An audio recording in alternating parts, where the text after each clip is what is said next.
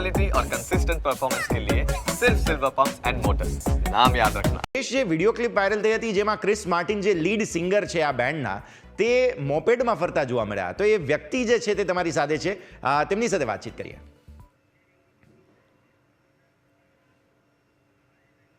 જ્યારે અમદાવાદની અત્યારે ખાસ કરીને વાત કરવામાં આવે તો દેશભર સહિત અમદાવાદમાં કોલ્ડ પ્લે છે તેનો ફીવર જોવા મળી રહ્યો છે ને એ વચ્ચે એક જે ક્રિસ માર્ટિન છે કે જે લેખક પણ છે અને સિંગર પણ છે તેમનો એક વિડીયો આજે સવારે સામે આવ્યો હતો જેમાં તેઓ મોપેડ ઉપર સવારી છે તે કરી રહ્યા છે ને એ દ્રશ્ય છે હું તમને બતાવવા માંગીશ કે જે જગ્યા પરના દ્રશ્ય છે કે જે ગલી પર તેઓ ફરી રહ્યા હતા ત્યારે આ એ જગ્યા છે કે જ્યાં ક્રિસ માર્ટિન રાત્રે ફરી રહ્યા હતા અને જે વિડીયો આપણે જોયો કે જેમાં તેઓ બાઇકમાં જે મોપેડ છે તેમાં પાછળ સવારી કરી રહ્યા છે તે મલયભાઈ આપણી સાથે છે, તેમની સાથે વાતચીત કરશું કે કઈ પ્રકારે સમગ્ર ઘટનાક્રમ હતો. એક વિડીયો સામે આવ્યો છે જેમાં ક્રિસ માર્ટિન તમારી પાછળ બેઠેલા છે અને તમે તેને અમદાવાદની શેર કરાવી છે. કઈ પ્રકારનો એ ઘટનાક્રમ હતો, કઈ રીતે તમે પસાર થયા હતા અને કઈ રીતે મુલાકાત થઈ? એટલે એકચ્યુઅલી હું અહીંયાથી ઘરે જતો હતો તો મને અહીંયા એ લોકો દેખાઈ ગયા તો મેં એને સેલ્ફી પાડવાનું વાત કરી કે રિક્વેસ્ટ કરી કે ભાઈ મને સેલ્ફી આપશો તમે, તો એ ક્રિસભાઈ એવું કહે કે ભાઈ મારે સેલ્ફી નહીં જોતી, મને તમારી એક્સેસ એક રાઇડ કરાવો. તો હું એમને રાઇડ માટે લઈ ગયો અહીં આગળ, તો એમની યારે રાઇડ કરતાં કરતાં એમને મારી ડિટેલ પૂછી લાઈક શું કરો છો અને XYZ, અને પછી મને એને કોલ પ્લેની કાલની 2 ટિકિટ બી આપેલી છે એને કે એને એની સેલ્ફી આવી ગઈ, કઈ સેલ્ફી બી આપેલી છે.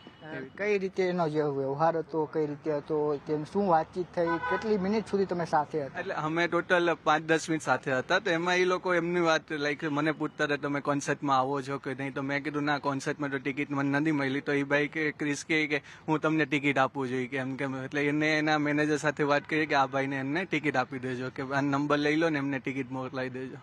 તમારી ઈચ્છા હતી ખરા કોન્સર્ટમાં જવાની? તમે અત્યાર સુધી કોલ્ડ પ્લે વિશે સાંભળ્યું તો કઈ રીતે તમારી ઇમેજ હતી? મ્યુઝિક સાંભળતો એના લાઈક એનું મ્યુઝિક સાંભળ્યું તો એને કોન્સર્ટની ટિકિટ એટલી બધી કોસ્ટલી ને શું છે ઓલે સોલ્ડ આઉટ જ થતી હતી, તો પછી મેં લીધી જ નહીં એમ. તો આ તો એને પૂછ્યું, હું સેલ્ફી લેવા એટલે જ આવ્યો કારણ કે હું જોઈ ગયો હતો ઘરે જતો, તો મેં એને કહ્યું ખાલી રિક્વેસ્ટ કે સેલ્ફી. ભાઈ કીધું તો ઠીક છે હું સેલ્ફી કરતા તમને ટિકિટ તમે કોન્સર્ટમાં જાઓ એમ. તો હું પછી જાતા બી મેં એમની યારે વાત કરી કે ભાઈ કાલે મારો બર્થડે બી છે 26 તારીખે એમ, તો એ કે ઓકે હું રિમાઇન્ડ કરીશ કે તમારો બર્થડે છે એવું. ક્રિસે એવી બી વાત કરી મારી યારે. કેટલા લોકો હતા?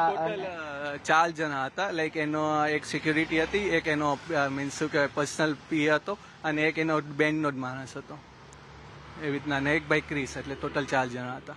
એ આ રસ્તે જ જતા હતા, વોક કરવાની કહી રહ્યા હતા એવું કંઈક હતું. તો તમે જે પ્રકારે કોલ્ડ પ્લેનો ક્રેઝ જોવા મળે છે, જે પ્રકારે ક્રિસ માર્ટિનની ફેન ફોલોઈંગ છે, તમે ક્યારે આ પ્રકારની ઘટનાક્રમ વિચાર્યો હતો કે તમે એક દિવસ અમદાવાદના રસ્તા ઉપર જતા હશો અને ક્રિસ માર્ટિન તમને મળી જશે ને તમે એને એક્ટિવામાં ફેરો? ના, મેં આવું કંઈ વિચાર્યું જ નહોતું એકચ્યુઅલી. આ તો મેં પહેલે હું જાતો હતો ને અચાનકથી સ્પાર્ક થયો ક્રિસભાઈ જાય તો મેં કીધું આ વાત મીન્સ ફોટો ખેંચવાની ટ્રાય કરીએ કે આવા મોટા સેલિબ્રિટી સેલ્ફી આપીને પછી એને ડાયરેક્ટ જ ઉભો રાખ્યો તો એ મારી એક્સેસમાં બેસી ગયો અને શું કહેવાય એને સેલ્ફી બી આપી, એટલે બહુ સારો માણસ કહેવાય એમ. કારણ કે આટલો બધા ફેન ફોલોઈંગ ઇન્ટરનેશનલ હોય તો બી આવું સારું કે એમ, કારણ કે અનનોન પર્સનને કોઈ અત્યારે જોતું નહીં, મીન્સ સેલ્ફી કે એવું કંઈ આપતું નહીં. ખાસ કરીને જે આપણા બોલિવૂડના સ્ટાર તમે જોવો તો એને મળવું ખૂબ જ મુશ્કેલ હોય છે, એવામાં આજે એક ઇન્ટરનેશનલ ફેન ફોલોઈંગ ધરાવે છે, એવા વ્યક્તિને તમે સરળતાથી મળી શકો. કેટલો ડિફરન્સ આ બંને વચ્ચે? આ બંને વચ્ચે બહુ ડિફરન્સ હતો, લાઈક એની તો આખી સિક્યુરિટી ટીમ ને બધી સાહેબ, આ તો ખાલી 4 જ જણા હતા. કારણ કે આટલો મોટો ઇન્ટરનેશનલ આર્ટિસ્ટ વિધાઉટ બાઉન્સર કે એવી રીતના રખો તો એ મેં પહેલી વાર જોયું એમ. કારણ કે મને તો એમ હાઈ સિક્યુરિટી વાળો હશે, આ તો ખાલી 4 જણા જ હતા ને એ લોકો એમને જ ખાલી નાઇટ આઉટ કરવા શું કે રાઇડ કરવા નીકળ્યા હશે, વોક કરવા કે એવું એમ અહીંયાથી. તો ક્યારની ટિકિટ આપી? આજની આપી છે કે કાલની? એટલે એને મને 2 ઓપ્શન આપેલા હતા કે તમારે જેની ટિકિટ જોતી હોય ને એ મને ખાલી મીન્સ મારી ટીમને કહી દેજો એમ. એટલે મેં એને પૂછ્યું તમે કહો સજેસ્ટ કરો એમ, તો એ કે તમે કાલે આવજો 26 વાળું, કે હું સજેસ્ટ કરું 26 નો શો જોવા આવજો એમ. તો કાલે તમારો બર્થડે બી છે? હા, કાલે મારો 26 તારીખે બર્થડે બી છે. આવું ગિફ્ટ તો અત્યાર સુધી મળ્યું નહીં? ના, અત્યાર સુધી આવું પેલું ગિફ્ટ હશે જે આટલું આમ શું કહેવાય સારું ને આમ યાદગાર રહેશે એમ. કે એવો ઇન્ટરનેશનલ આર્ટિસ્ટને મળ્યો, એને બધા વિશ બી કર્યું કે એડવાન્સ હેપી બર્થડે બી ભાઈ. તો કેટલા લોકો કાલે તમે જવાના છો? એકચ્યુઅલી હું ને મારી ફ્રેન્ડ જ 2 જણા છે, 2 ટિકિટ.